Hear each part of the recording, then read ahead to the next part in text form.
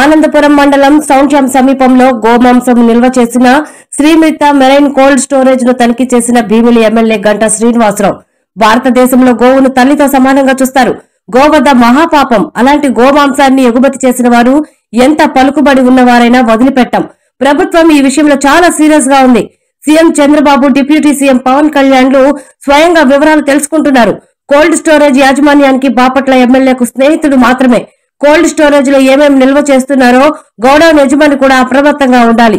వీటి మూలాలు దేశంలో ఎక్కడెక్కడ ఉన్నాయో పోలీసులు దర్యాప్తు చేస్తున్నారు.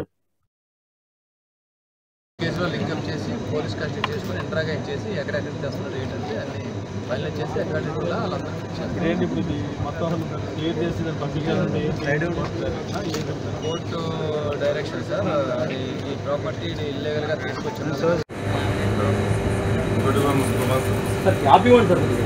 వచ్చేయండి సార్.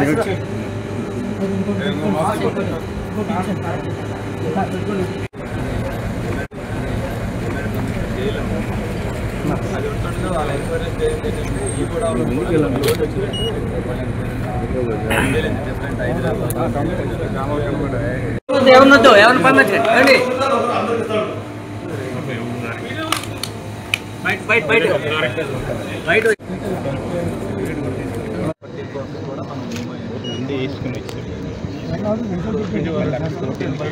మళ్ళీ మన ఈ కేసులో లింకప్ చేసి పోలీస్ కస్టడీ చేసుకుని ఇంట్రాగేట్ చేసి ఎక్కడెక్కడ తెస్తున్నారు ఏంటంటే అన్ని ఫైల్ చేసి ఎక్కడ